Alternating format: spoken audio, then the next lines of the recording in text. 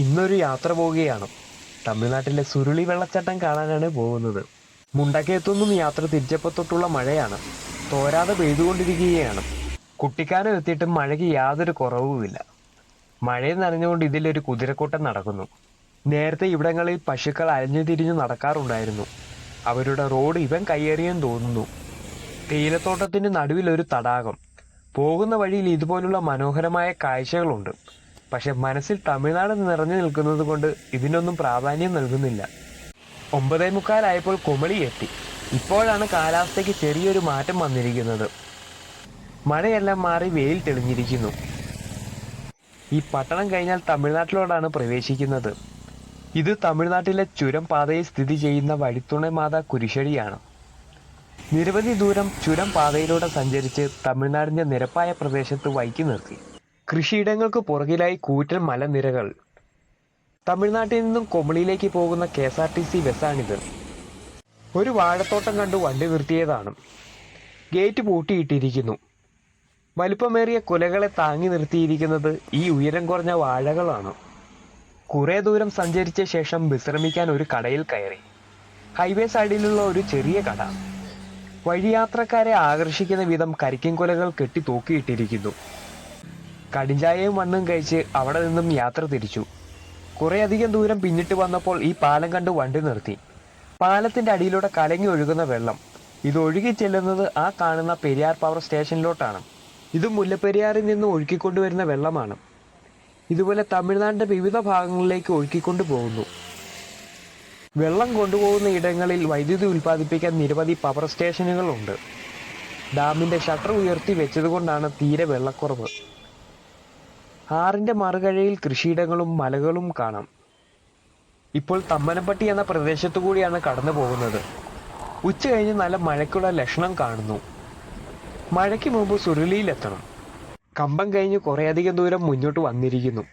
നെൽപ്പാടം കണ്ട് നിർത്തിയതാണ്. ഭംഗിയുള്ള പാടവും മലനിരകളും മഴയ്ക്കായി തയ്യാറെടുപ്പുകൾ നടത്തിക്കൊണ്ടിരിക്കുന്ന ആകാശവും. ഞാൻ കാഴ്ചകൾ ആസ്വദിച്ചിരിക്കവേ എൻ്റെ ബൈക്കിന്റെ പുറകിലായി ഒരാൾ വന്നു നിൽക്കുന്നു. കർഷകനാണ്. മാർക്കറ്റിലേക്ക് തൻ്റെ ഉൽപ്പന്നങ്ങൾ വിൽക്കാൻ പോകുന്ന വഴിയാണ്. കേരളത്തിലാണെങ്കിൽ ഓട്ടോയെ കൊണ്ടുപോകാനുള്ള സാധനമുണ്ട് അദ്ദേഹത്തിന്റെ വണ്ടിയുടെ ഫ്രണ്ടിൽ. ഇത് വിറ്റാ കിലോയ്ക്ക് 5-10 കിട്ടുന്ന കർഷകൻ ഇതുപോലെ ചെലവ് ചുരുക്കി ജീവിക്കുന്നതിൽ കുറ്റം പറയാൻ കഴിയില്ല. സുരുളി ലക്ഷ്യമാക്കി പൊയ്ക്കൊണ്ടിരിക്കുകയാണ്. നല്ല നിരപ്പും വീതിയുള്ളതുമായ റോഡുകളാണ്. സുരുളിയിലേക്ക് വലത്തോട്ടുള്ള റോഡിലൂടെ വേണം പോകാൻ. ഇവിടെ നിന്നും 19 കിലോമീറ്റർ ദൂരമുണ്ട്. സുരുളിയിലോട്ടുള്ള റോഡിൽ കയറി.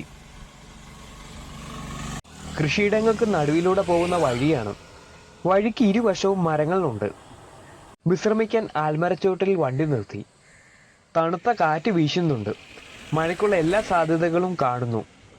വിശ്രമത്തിന് ശേഷം മുന്നോട്ട് വന്നപ്പോൾ ഗോകുലപുരം എന്ന സ്ഥലത്തെത്തി. ബോർഡും കഴിഞ്ഞ് മുന്നോട്ട് വരുമ്പോൾ ഇങ്ങനെ ഇടുങ്ങിയ തെരുവിലേക്കാണ്. തെരുവിൽ കുറേയധികം വീടുകളുണ്ട്. വീട്ടിൽ നിന്നും നേരെ ഇറങ്ങുന്നത് റോഡിലോട്ടാണ്. അഗ്രഹാരം സെറ്റപ്പിൽ സാധാരണക്കാർ താമസിക്കുന്ന ഇടം.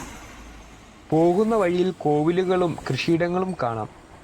ഗ്രാമീണ റോഡാണെങ്കിലും നല്ല വീതിയുണ്ട്. വെള്ളക്കെട്ട് കണ്ട് വണ്ടി നിർത്തിയതാണ്. തടാകം പോലെ തോന്നുമെങ്കിലും അതിനു നടുവിലായി ഒരുപാട് മരങ്ങൾ കാണാം. കാണാൻ നല്ല ഭംഗിയുണ്ട്. പക്ഷെ ആളുകൾ വേസ്റ്റ് വലിച്ചെറിഞ്ഞ് വൃത്തികേടാക്കിയിരിക്കുന്നു. ജലക്കെട്ടിന് നല്ല താഴ്ചയുണ്ട്. എന്നാൽ മരങ്ങളുടെ വേര് വെള്ളത്തിന് മുകളിലുമുണ്ട്. അതെന്താ അങ്ങനെ? സംശയം ചൂണ്ടയിടുന്ന ചേട്ടനോട് ചോദിച്ചു. അദ്ദേഹം പറഞ്ഞു തന്നു, ഈ പ്രദേശത്തെ മണ്ണ് ചുടുകട്ട നിർമ്മിക്കാൻ കൊണ്ടുപോയതാണ്. മരം നശിപ്പിക്കാതെ മരത്തിന്റെ ചുവട്ടിലെ മണ്ണ് അങ്ങനെ തന്നെ നിർത്തി. ബാക്കിയുള്ള ഇടമെല്ലാം നല്ല ആഴമുണ്ട്. തുടർച്ചയുള്ള മഴയ്ക്ക് വെള്ളം കയറി കിടക്കുന്നതാണ്. സുരുളി അടുക്കും തോറും ഇരുവശവും മലകൾ കാണാൻ തുടങ്ങി. ഇവിടെ 10 രൂപ എൻട്രി ഫീസും കൊടുത്തു. ഞാനിപ്പോൾ നിൽക്കുന്നത് സുരുളിയിലാണ്. വന്നപ്പോൾ തന്നെ മഴയാണ്. പ്രദേശവാസികളുടെ ആണെന്ന് തോന്നുന്നു. കുറെ ആടുകൾ അലഞ്ഞു തിരിഞ്ഞു നടക്കുന്നു.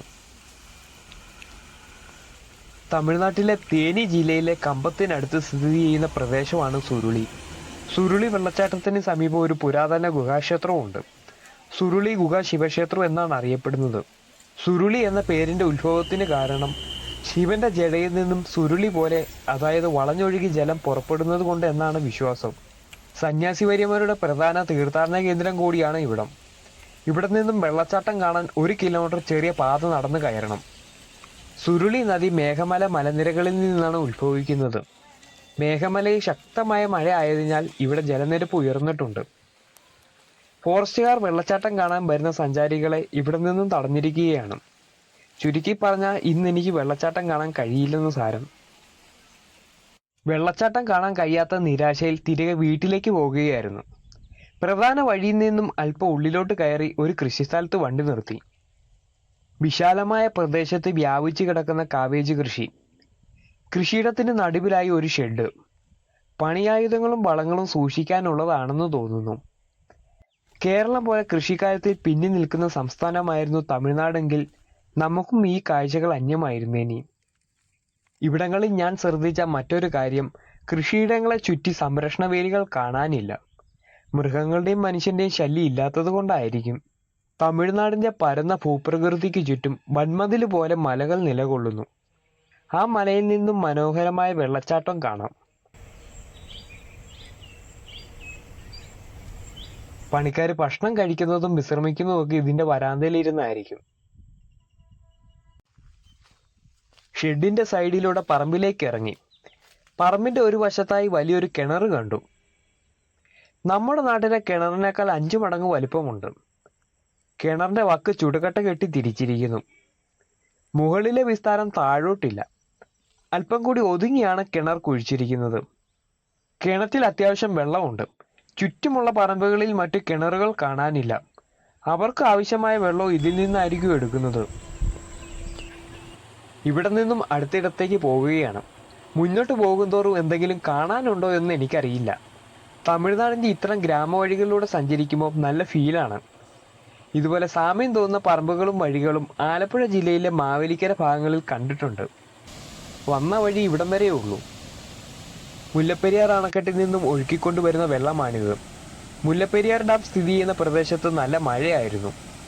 ഡാമിന്റെ ഷട്ടർ ഉയർത്തിയിട്ടുണ്ട്. അതിനാലാണ് ഈ വെള്ളം ശക്തിക്ക് കലങ്ങി ഒഴുകി വരുന്നത്. ഇത് ലോവർ ക്യാമ്പിലെ മധുര കോർപ്പറേഷന്റെ ശുദ്ധജല വിതരണ പ്ലാന്റ് ആണ്. ഇവിടെ നിന്ന് 132 കിലോമീറ്റർ അകലെയുള്ള മധുരയിലേക്ക് ആവശ്യമായ ശുദ്ധജലം പൈപ്പിലൂടെ കൊണ്ടുപോകുന്നു. മുല്ലപ്പെരിയാർ ഡാം മലയാളികളുടെ ജീവൻ ആപത്താണെങ്കിലും തമിഴ്നാടിന്റെ ജീവനാഡിയാണ്. എന്തെല്ലാം കാര്യങ്ങൾക്കാണ് അവർ ഇതിലൂടെ വളർച്ച കൈവരിച്ചിരിക്കുന്നത്.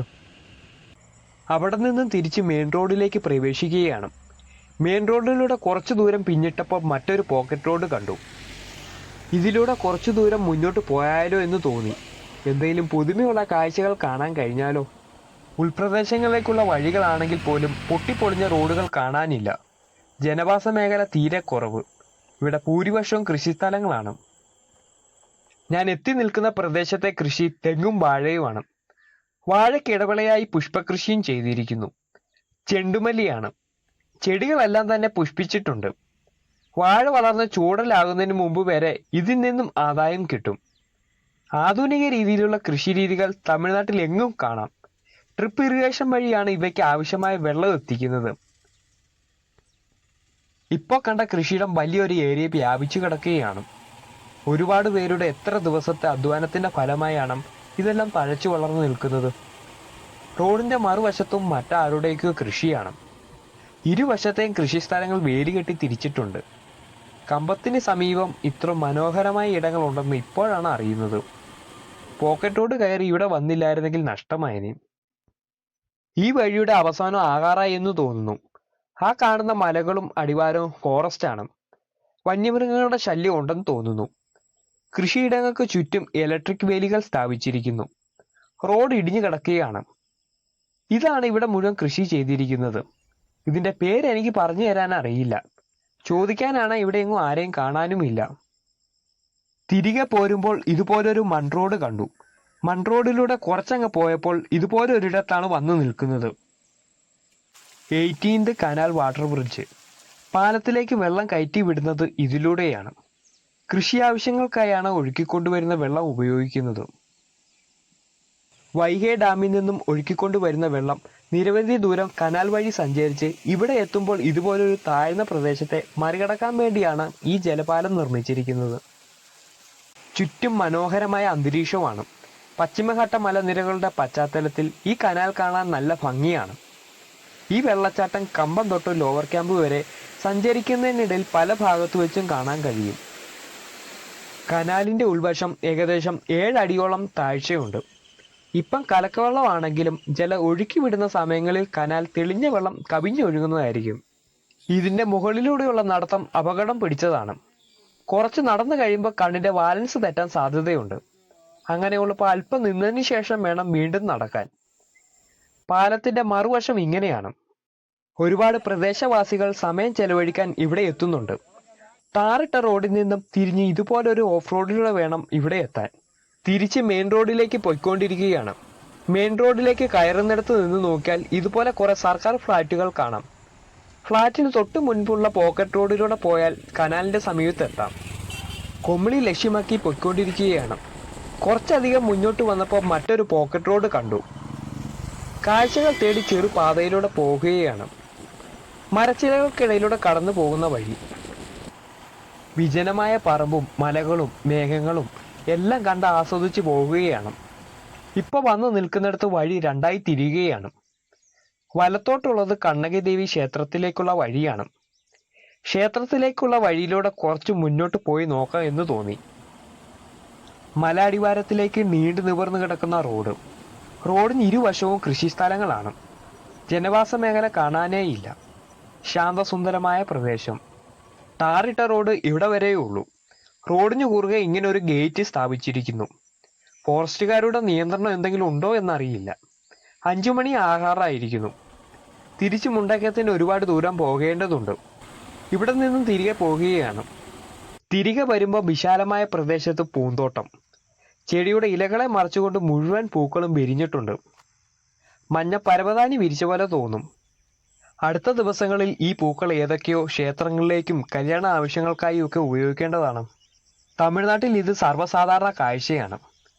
ഇത് കേരളത്തിൽ എവിടെയെങ്കിലും ആയിരുന്നുവെങ്കിൽ അവിടം ടൂറിസ്റ്റ് ഡെസ്റ്റിനേഷനായി വളർന്നേനി. മലരിക്കലൊക്കെ ഒരു ഉദാഹരണം മാത്രം. നേരെ മെയിൻ റോഡിലേക്ക് കയറി. ലോവർ ക്യാമ്പ് പ്രദേശത്തു കൂടിയാണ് പോകുന്നത്. കുമളിയിൽ നിന്നും കമ്പത്തേക്ക് പോകുന്ന KSRTC ബസ്.